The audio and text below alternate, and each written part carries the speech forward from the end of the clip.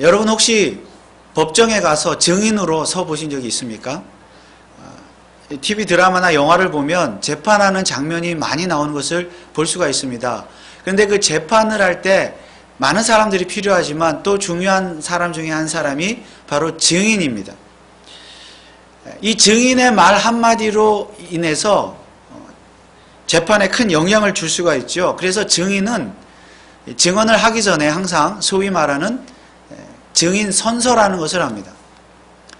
저는 손을 들고 하죠. 저는 오직 진실만을 말할 것이고, 그리고 만약에 거짓을 말하면 어떠한 처벌도 달게 받겠습니다 라고 증인 선서를 합니다. 이렇게 증인 선서를 했음에도 불구하고 어떤 사람들은 거짓말을 해가지고 나중에 진짜 처벌을 받기도 합니다. 10계명의 제9계명은 다음과 같습니다. 신명기 5장 20절에 보니까 내 이웃에 대하여 거짓 증거하지도 말지니라.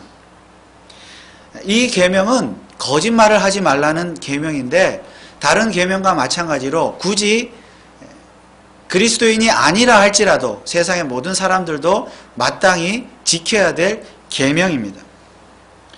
우리 부모들이 자녀들을 키우면서 자녀들이 어렸을 때 제일 부모들이 싫어했던 것이 무엇입니까? 자녀들이 거짓말하는 것일 것입니다. 설령 잘못을 했다 할지라도 잘못한 것을 인정하고 잘못했습니다 라고 용서해달라고 말을 하면 부모는 용서해 줄 것인데, 자꾸 거짓말을 하면 이 부모는 더 화를 내게 되어 있습니다. 그러면 우리 부모들은 거짓말을 하지 않습니까?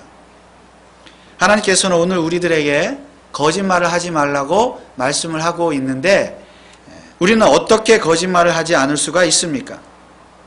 첫째는 우리는 정말로 법정에서 거짓말을 하지 말아야 합니다. 사실 이 제9계명을 자세히 보면 단순히 거짓말을 하지 말라고 하지 않고 거짓 증거, 즉 거짓 증언을 하지 말라고 말씀하고 있습니다. 그렇다면 이 계명은 재판과 관련되어 있는 계명이라는 것을 알 수가 있습니다. 즉 재판을 할 때, 증인으로 섰을 때 거짓 증언을 하지 말라는 말씀입니다. 위증하지 말라는 것이죠. 오늘 함께 읽은 말씀도 재판에 대한 제9계명의 확대된 계명인 것을 알 수가 있습니다. 오늘 15절 16절에 보면 사람이 아무 악이든지 무릇 범한 죄는 한 증인으로만 정할 것이 아니요 두 증인의 입으로나 세 증인의 입으로 그 사건을 확정할 것이며, 만일 위증하는 자가 있어 아무 사람이 악을 행하였다 말함이 있으면. 자, 이 말씀은 재판에 대한 말씀이죠. 재판을 할 때는 어떻게 할 것이냐? 재판을 할 때 증인은 한 사람만 세우지 말라. 2명이나 3명의 증인을 세워라. 그리고 그 증인이 거짓 증언을 했을 경우에는 엄격하게 처벌하라는 말씀입니다. 신명기는 하나님께서 이제 곧 가나안 땅에 들어갈 광야 2세대에게 주신 말씀입니다. 그들은 아직 가나안 땅에 들어가지 않았지만 가나안 땅에 들어가게 되면 앞으로 이 가나안 땅에 들어갔을 때 어떠한 일이 생길지 하나님은 미리 아시고 이런 말씀을 주셨습니다. 즉 공정한 재판을 통해서 정의를 바로 세워가야 할 세워야 하는데, 정의가 바로 세워지지 않는, 그래서 정의를 바로 세워야 할 상황이 생기게 될 것을 하나님은 미리 아시고 제9계명을 주셨습니다.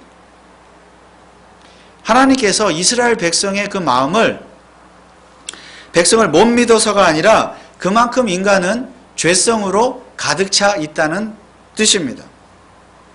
사실 하나님께서 기대하셨던 이스라엘은 어떠한 국가였습니까? 하나님께서 애굽 땅에서 종살이하던 그들을 구원해 내셨을 때, 그리고 가나안 땅에 인도하셨을 때에는 가나안 땅에서 모든 사람들이 다 행복하게 잘 사는 나라가 되기를 원하셨습니다.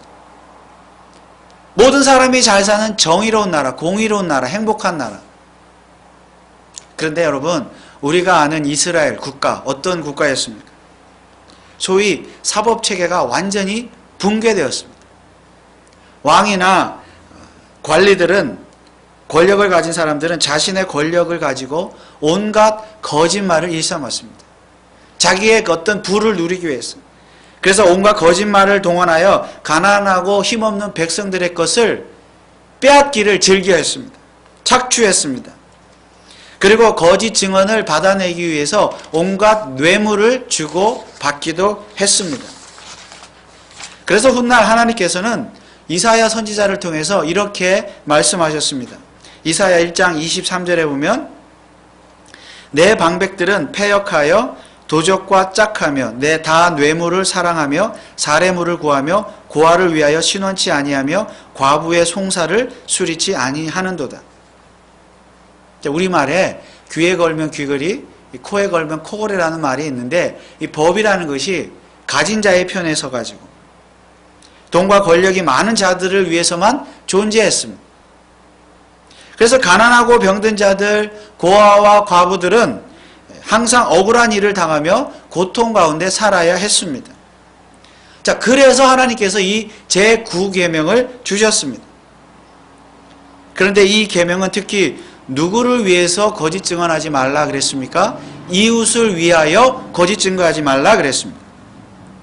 즉 거짓 증언을 하지 말아야 될 이유가 무엇인가 하면 모두가 다 내 이웃이라는 것입니다. 이웃이기 때문에 거짓 증거하지 말라는 것입니다. 그런데 이 이웃이라는 말에는 이중적인 의미가 들어 있습니다. 재판에 관련된 이웃이 평소에 내가 잘 아는 아주 친한 이웃이라고 해서 없는 말을 만들어내서 편들지도 말라는 것입니다. 반대로 평소에 미웠던 이웃이라고 해서 없는 말을 만들어내서 거짓 증언하지 말라는 것입니다. 오직 진실의 말을 말하라는 것이죠. 증인은 법정에 섰을 때에 항상 이웃을 위해서 진실을 말해야 한다. 특히 증인을 한 사람만 세우지 말라고 하는 것은 그만큼 뇌물을 받거나 어떤 이해관계 때문에 증인이 진실을 말하지 않을 가능성이 크기 때문입니다. 그러나 중요한 것은 나 자신입니다. 다른 증인들은 다 거짓말을 할지라도 나는 진실을 말할 수 있어야 합니다. 물론 나 혼자 진실을 말한다고 해서 세상이 하루아침에 변하는 것은 아닙니다. 그러나 그럼에도 불구하고 오늘 우리 그리스도인은, 우리 성도는 하나님께서 이웃을 위하여 거짓 증언하지 말라고 말씀하셨으니까 이 말씀을 지켜야 합니다. 순종해야 합니다. 물론 제9계명은 증인뿐만 아니라 재판장에 대한 계명이기도 합니다. 오늘 함께 읽은 17절, 20절 말씀해 보면 그 논쟁하는 양방이 같이 하나님 앞에 나아가 당시 제사장과 재판장 앞에 설 것이요 재판장은 자세히 사실하여 그 증인이 위증인이라 그 형제를 거짓으로 무함한 것이 판명되거든 그가 그 형제에게 행하려고 꾀한 대로 그에게 행하여 너희 중에서 악을 제하라. 그리하면 그 남은 자들이 듣고 두려워하여 이후부터는 이런 악을 너희 중에서 다시 행하지 아니하리라. 여기 재판장 나오죠? 제사장도 나오죠? 그러므로 10계명의 제9계명은 증인뿐만이 아니라 판사나, 요즘 말로 하면 판사나 검사나 변호사나 누구나 다 진실을 말할 수 있어야 된다. 진실을 말하는 자들이 되어야 한다. 더 나아가서는 정치인이나 사업가나 교육자나 이 세상의 모든 사람들은 다 진실을 말해야 된다. 누구에게나 해당되는 계명인 줄 믿습니다. 즉 우리 성도는 직업에 관계없이, 직업에 상관없이 누구나 자신이 처한 상황에서 진실을 말할 수 있는 증인이 되어야 될 줄 믿습니다. 장사하는 사람도 마찬가지죠. 0.9파운드인데 1파운드라고 속여서 팔면 그거 고객에 대해서 거짓말하는 것이죠. 정치인이 지키지도 못할 공약을 막 내세워갖고 표를 얻기 위해서 결국 나중에 말을 바꾸는 것, 국민에 대해서 거짓말하는 것입니다. 우리는 우리의 삶에서 충분히 그렇게 할 수가 있어요. 그러나 우리 성도는 삶의 모든 영역에서 자신의 직업 가운데서 항상 진실만을 말할 수 있는 정말 진실한 증인들이 되시길 주님의 이름으로 축원을 드립니다. 그리고 두 번째로 우리는 일상생활에서도 이웃에게 거짓말을 할 수 있습니다. 친구 간에, 이웃 간에, 혹은 가족 간에, 심지어 교회 안에서도 성도들 간에 거짓말을 많이 할 수가 있습니다. 그런데 여러분, 거짓말을 하는 이유는 무엇이겠습니까? 결국 내 이익을 위해서 거짓말을 하는 거예요. 내가 불리하면 거짓말합니다. 그러나 에베소서 4장 25절에 보면 이런 말씀이 있습니다. 그런즉 거짓을 버리고 각각 그 이웃으로 더불어 참된 것을 말하라. 이는 우리가 서로 지체가 됨이니라. 역시 이웃이라는 거죠. 이웃. 교회 안에서도 성도는 우리의 이웃이죠. 지체다. 예수 그리스도의 몸이다. 진실을 말하라. 참된 것만 말하라. 자, 그런 의미에서 볼 때 우리가 남에 대해서 나쁜 말 하는 것도 거짓말하는 것입니다. 특히 근거 없이 그냥 소문과 추측만으로 남을 비방하는 것. 다 거짓말입니다. 요즘 미국이나 한국에서 유행하는 말 중에 소위 가짜 뉴스라는 것 있죠. 페이크 뉴스. 가짜 뉴스라는 말이 있습니다. 확실한 근거도 없이 그냥 소문만 가지고 추측만 가지고 상대방을 비난하는 뉴스를 가짜 뉴스라고 말합니다. 정말 사실이 아님에도 사실인 것처럼 부풀려서 비난하는 것도 물론이거니와 그리고 그 가짜 뉴스를 다른 사람들에게 막 퍼뜨리는 것. 그랬다 카더라 하는. 이것도 다 정말로 나쁜 거짓말입니다. 혹시 오늘 저와 여러분들은 가짜 뉴스를 만들어내는 사람들이 아닙니까? 가짜 뉴스는 신문사나 방송사에서만 만들어내는 것이 아닙니다. 우리도 우리의 일상생활에서 얼마든지 가짜 뉴스를 만들어낼 수 있습니다. 아마도 사람들이 모인 집단 중에서 가짜 뉴스를 제일 많이 만들어내는 집단이 교회가 아닌가 그렇게 생각을 해봅니다. 오늘날 교회들 내에서 일어나는 많은 문제들 가만히 보면 다 가짜 뉴스들 때문입니다. 아무런 근거도 없이 소문과 추측만을 가지고 상대방을 비난하고 비방하고 욕하고 자 그렇게 하면 그 말을 들으면 사람들이 또 다 믿어요. 아 정말 그런가? 여러분 정말 그리스도인이라면 가짜 뉴스를 만들지 말아야 합니다. 설령 어떤 사람이 정말로 잘못한 것이 있다 할지라도 항상 나는 진실하기 때문에 항상 그것을 공개적으로 드러내고 비판한다. 그것이 항상 옳은 것만은 아니라는 사실을 우리가 깨달아야 합니다. 어떤 사람들은 사실을 사실대로 말하는데 뭐가 잘못됐느냐? 그렇게 말하면서 항상 남의 허물을 직설적으로 말하는 사람들이 있습니다. 물론 사실은 사실대로 말해야 합니다. 거짓말을 해서는 안 됩니다. 그러나 이웃에게 진실을 해야 한다는 말은 사실을 왜곡하라는 말이 아니라 잘못한 그 이웃을 진실한 마음으로 대해야 한다는 뜻이기도 합니다. 누구나 남을 비판하기는 쉬워도 남이 나를 비판하면 싫어합니다. 설령 내 남편이나 내 아내가 잘못했을 때 나는 내 남편과 아내를 욕할 수 있어요. 뭐라 할 수 있어요. 그런데 정작 남이 내 남편과 아내를 욕해보세요. 다 싫어하죠. 자식도 마찬가지예요. 내 자식을 부모가 뭐라고 야단하면 상관없지만 아무리 내 자식이 잘못해도 명백하게 잘못했어도 남이 내 자식 욕해보세요. 뭐라 해보세요. 기분 나쁘죠. 사람 마음이 다 그래요.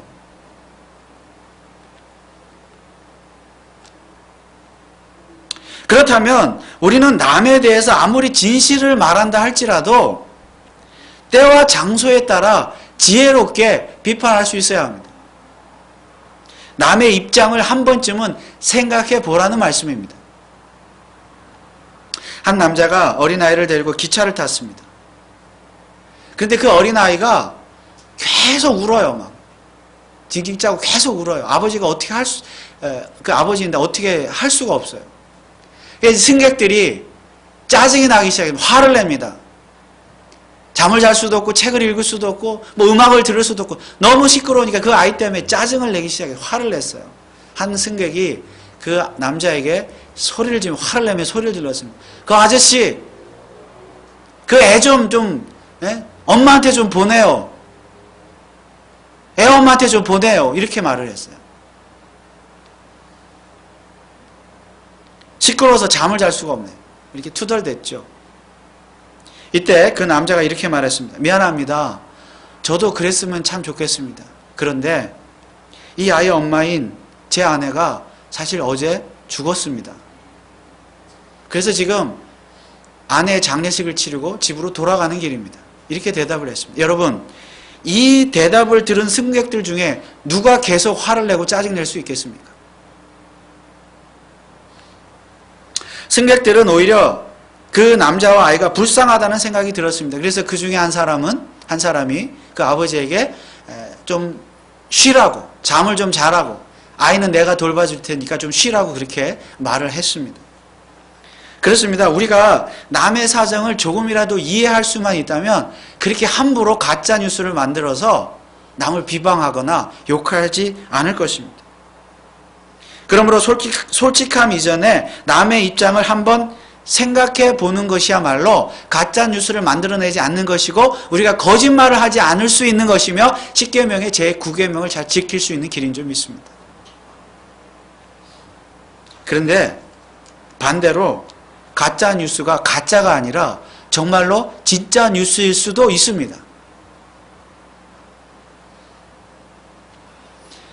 즉 그 뉴스가 진짜 뉴스인데 그 뉴스의 당사자는 자기의 잘못을 부인하면서 그 뉴스가 가짜 뉴스라고 주장할 수도 있습니다. 그러나 진짜 뉴스가 확실할 때는 우리가 그 진짜 뉴스라고 해도 말할 때 조심해야 되겠지만 만약에 진짜 뉴스가 확실하다고 한다면 그 뉴스의 주인공은 자신의 잘못을 솔직하게 인정하고 용서를 구하는 것이야말로 십계명의 제9계명을 잘 지키는 일인 줄 믿습니다. 즉 남에 대해서 나쁜 말을 만들어내는 것도 거짓말이지만 남이 내게 옳은 말을 했을 때 잘못을 지적해 줬을 때 정직하게 인정할 수 있는 것도 거짓말을 하지 않는 것입니다. 그러니까 정직하게 인정하지 않는 것 이것도 거짓말이죠. 그러나 우리는 자신의 잘못을 시인하는 것도 중요하지만 그 전에 먼저 그런 잘못을 저지르지 않도록 노력해야 합니다. 그래서 십계명의 제9계명은 다른 계명들과 같이 연관이 되어 있죠. 제5계명은 부모를 공경하라. 제6계명 살인하지 말라. 제7계명 간음하지 말라. 제8계명 도적질하지 말라. 그런데 제9계명은 거짓말하지 말라. 그런 계명입니다. 무슨 뜻입니까? 우리가 다른 계명들도 마땅히 잘 지켜야 하지만은 그런 계명들을 어겼을 때, 죄를 지었을 때는 어떻게 하라는 거예요? 거짓말하지 말라는 거예요. 인정하라는 거죠. 회개하라는 거죠. 제9계명이. 그걸 말하고 있습니다. 자신의 잘못에 대해서 거짓말을 하지 말고 솔직하게 인정할 줄 알아야 된다. 그런 뜻입니다. 물론 사람에게도 잘못을 인정하고 용서를 구해야 하지만 하나님 앞에도 잘못을 인정하고 회개할 줄 알아야 됩니다. 그것이 정직한 사람이에요. 그리고 다시는 같은 죄를 반복하지 말아야 합니다. 만약 의도적으로 그리고 습관적으로 같은 죄를 반복한다, 거짓말한다, 여러분 그렇게 거짓을 일삼는 자에 대해서 성경은 이렇게 말씀하고 있습니다. 요한계시록 21장 8절에 보면 그러나 두려워하는 자들과 믿지 않은 자들과 흉악한 자들과 살인자들과 행음자들과 술객들과 우상숭배자들과 모든 거짓말하는 자들은 불과 유황으로 타는 못에 참여하리니 이것이 둘째 사망이라. 여기에 많은 죄의 리스트들이 있는데 보면 10계명에 1계명도 나오고 6계명도 나오고 7계명도 나오고 8계명도 나옵니다. 그리고 9계명도 나옵니다. 거짓말하는 자. 그러므로 거짓말하는 자들은 하나님의 영원한 심판을 받게 된다는 말씀인 줄 믿습니다. 여러분 그렇다고 해서 우리가 한두 번 거짓말했다고 해서 지옥 가지는 않습니다. 여러분 만약에 한 번 거짓말했다고 지옥 가면 우리가 천국 갈 사람이 누가 있습니까? 다만 자신의 죄에 대해서 인정하지 않고 회개하지 않은 채 의도적으로 습관적으로 죄를 짓고 또 그것을 인정하지 않고 거짓말을 일삼는다면 그 사람은 왜 지옥에 갑니까? 애초부터 하나님의 자녀가 아닐 가능성이 크기 때문입니다. 왜냐하면 거짓말은 본래 마귀로부터 주어진 것이기 때문입니다. 요한복음 4장 40절에 보면 예수님이 이렇게 말씀하셨습니다. 너희는 너희 아비 마귀에게서 났으니 너희 아비의 욕심을 너희에게도 행하고자 하느니라. 저는 처음부터 살인한 자요. 마귀는 처음부터 살인한 자요. 진리가 그 속에 없으므로 그 진리에 서지 못하고 거짓을 말할 때마다 제 것으로 말하느니 이는 저가 마귀는 거짓말장이요 거짓의 아비가 되었습니다. 거짓말하는 자는 마귀의 새끼라는 거죠. 마귀의 자식이라는 거죠. 그러나 우리가 믿는 하나님은 어떤 하나님이십니까? 신명기 32장 4절에 보면 이런 말씀이 있습니다. 그는 반석이시니 그 공덕이 완전하고 그 모든 길이 공평하며 진실무망하신 하나님이시니 공의로우시고 정직하시도다. 정직하신 하나님. 다른 성경에 보면 거짓이 없으신 하나님 이렇게 번역을 했습니다. 그러므로 정말 예수를 믿어 죄사함 받고 구원함을 받고 완전한 하나님의 자녀가 된 사람이라고 한다면 정직하신 하나님, 거룩하신 하나님, 거짓이 없으신 하나님의 성품을 닮아가려고 노력을 한다는 것이죠. 설마 하나님의 자녀가 거짓말을 일삼는 마귀를 닮아가려고 노력하지는 않을 것입니다. 그래서 만약 회개함 없이 의도적으로 계속적으로 거짓말을 일삼는다면 그는 마귀의 자식임이 분명합니다. 그러므로 하나님의 백성으로서 오늘 저와 여러분들이 하나님의 백성, 하나님의 자녀로서 진실하신 하나님의 자녀로서 정말 거짓말을 하지 않고 참된 말, 진실만을 말하시는 하나님의 자녀들이 되시기를 주님의 이름으로 축원을 드립니다. 그러면 우리는 구체적으로 어떻게 진실만을 말할 수가 있습니까? 결국 우리는 말을 조심해야 됩니다. 근데 어떻게 말을 조심할 수 있습니까? 달리 방법이 없습니다. 전 그냥 말을 조심함으로써 말을 조심할 수밖에 없습니다. 내가 말을 조심할 수 하는 것밖에 방법이 없어요. 야고보서 3장 2절에 이런 말씀이 있습니다. 우리가 다 실수가 많으니 만일 말에 실수가 없는 자면 곧 온전한 사람이라 능히 온몸에 굴레를 씌우리라. 말에 실수가 없는 자가 온전한 사람이다.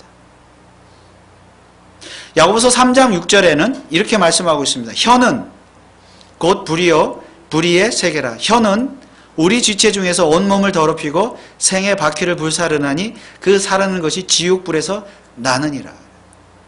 혀를 잘못 놀리면 혀가 우리 몸을 망치게 하고 사람들의 관계를 망치게 하고 결국 모든 관계, 모든 삶을 인생을 망치게 한다는 거죠. 이 혀 하나가 불이다 그 말이에요. 불. 다 태운다 그 말이에요.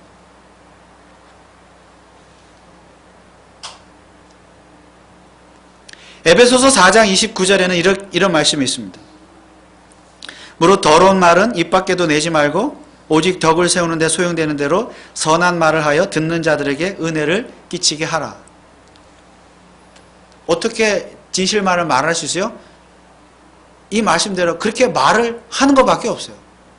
더러운 말을 하지 않는 것, 진실된 말을 하는 것, 그것이 오직 유일한 방법입니다. 우리가 앞으로 살면서 실제로 법정에 증인으로 가서 증언을 해야 될 경우는 아마 거의 없을 것입니다. 우리 인생에 있어서. 혹은 이제 배심원으로 가서 말을 해야 될 경우가 있을 수 있겠죠?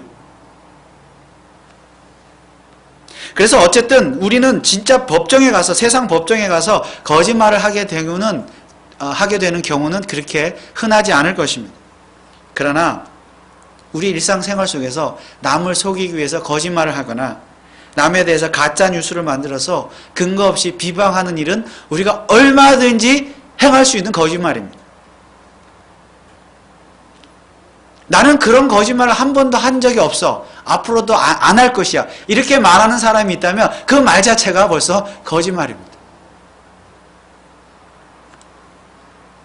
우리가 실제 법정에 가서 손을 들고 증인 선서를 할 일은 없겠지만은 우리가 10계명의 제9계명을 정말로 하나님의 말씀으로 받아들인다고 한다면 우리는 이미 하나님 앞에 서서 손을 들고 증인 선서를 한 줄로 믿으시기 바랍니다.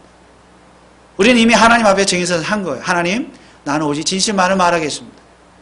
내가 거짓을 말하면 어떠한 처벌도 받겠습니다. 그러므로 이제부터는 이웃에 대해서 항상 진실만을 말하고 진실을 말할지라도 때와 장소를 따라 지혜롭게 말하고 특히 가짜 뉴스를 만들지 않음으로써 10계명의 제9계명을 잘 지키시는 저와 여러분 되시기를 축원을 드립니다. 그래서 그 결과 우리가 거짓의 아비인 마귀를 따르는 마귀의 자식들이 아니라 진실하시고 정직하신 하나님의 자녀인 것을 우리의 말을 통하여 우리의 혀를 통하여 하나님과 우리 이웃들 앞에서 증명하시는 저와 여러분들 되시기를 주님의 이름으로 축원을 드립니다. 기도하겠습니다. 하나님